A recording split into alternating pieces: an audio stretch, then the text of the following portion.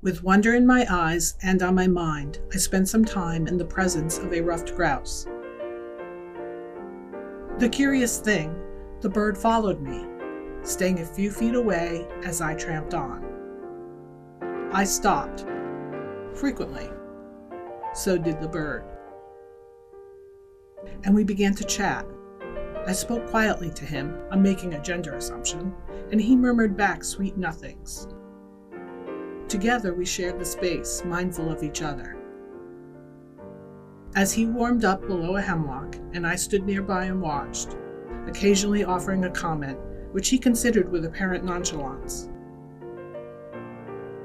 Sometimes, it seems, the critters with whom we share this natural world do things that make no sense.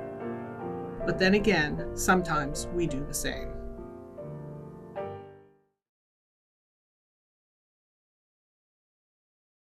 Beside the trail, the mountain stream was layered thick with icy sculptures. Everywhere we looked, the water had frozen into a variety of formations. Less than a half-mile up, we came to the sign for Needle's Eye. "Do you want to go in?" I asked my guy. "It's up to you," he replied, for he knows best my love-hate relationship with the tricky spur path to the geological feature. "Let's try," I said. Miraculously, we made it to the chasm in only a few minutes. And then we stood quietly, in awe, rejoicing that we had made the effort, for we were well rewarded. At the back of the needle-like eye, the waterfall stood still, forming sculptures, frozen in time.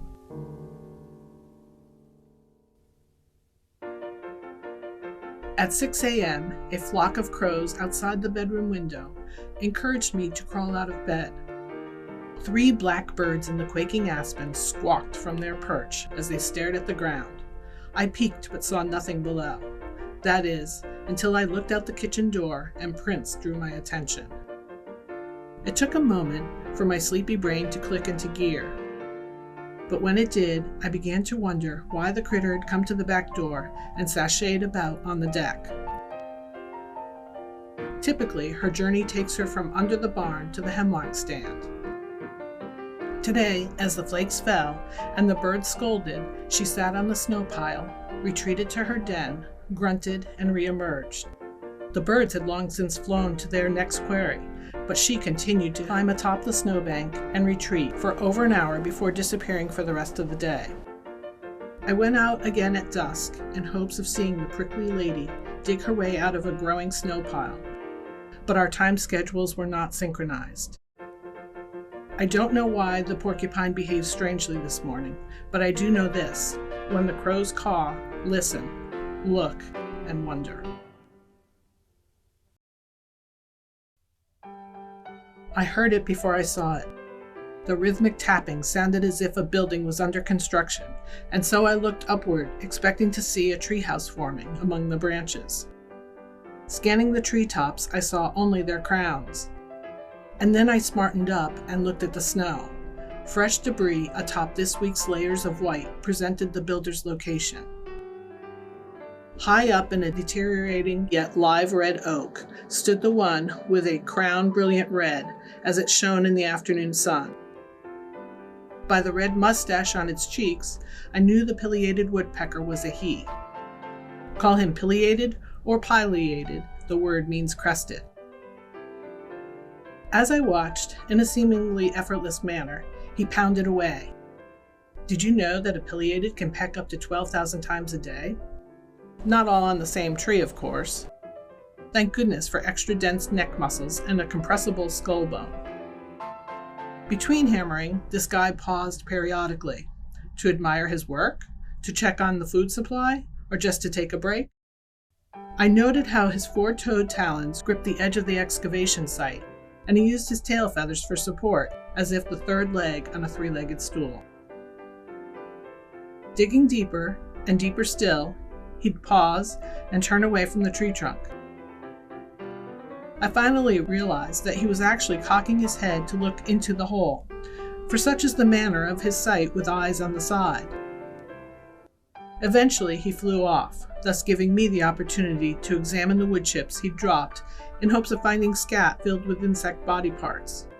There was none. For all of his work gouging the oak, he didn't seem to have happened upon any carpenter ants or wood-boring beetles. Maybe that's why he kept looking and then moved on, and so I did as well. Since yesterday's precipitation, nary a traveler had ventured down the road, though by the skunky scent that wafted through the air, we knew the red fox had marked its territory. Climbing up the mountain trail, we paused periodically. That's when I realized one of the many things I'll miss about winter. It provides us with sightings that are obscured by leaves in other seasons.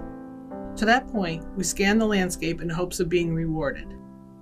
And we were. While this tree suffers from a case of beech bark disease, as exhibited by the perennial cankers, a glance toward the left revealed a favorite pattern: bear claw marks. Continuing up the trail, the rewards continued in the form of a variety of animal tracks, from mice and hare to porcupine. Oh, I hope for the prints of another, the elusive bobcat that had blessed me with its tracks in this place on other occasions. But I soon realized it was more important to live in the moment and enjoy what was on display rather than proceeding with expectations. At the summit, the rewards continued as Back Pond, Middle Pond, Mud Pond, and Pleasant Mountain came into view. Starting down the connecting trail, another species also bespoke the weather, though perhaps an event from ages past had been the cause for the maple to split, and react, and recover. Its resilience was on display, for the tree has the will to live despite obstacles put in its way. As luck would have it, we happened upon another bear claw tree. It never grows old, sighting one, I mean. The claw marks became more apparent with age, so growing old is enhanced in this case. The best reward of the day, however, came to us as a complete surprise. Its big eyes on the side reminded us that it was born to hide, and its big ears meant to listen. And it did to us while we stood still. Those big feet we honored, for they were the inspiration for our mode of transportation on this very day. Without them, we wouldn't have been able to be rewarded with a few moments of time spent in the presence of a snowshoe hare. Small rewards are big in my book of life. I celebrated the Bardal, for he finally flew in and landed. As I watched, he looked about at the offering of treats. Cupcakes and cookies were for sale to the left in the form of juncos and chickadees. And then he turned his focus right, where drinks were on tap as the snowflakes fell. He even checked out the items below his feet, hoping upon hope to find a morsel of a vole to his liking. Eventually, after rubbing a snowflake from his eye, he changed his orientation to take a better look at the entire spread of food. But still, he couldn't make up his mind, and so he looked some more, swiveling his neck. In the end, he never did choose. Instead, off he flew without munching any of the specialty items at the Aspen Cafe. And I was excited, for I finally got to see my owl before winter marched on into spring.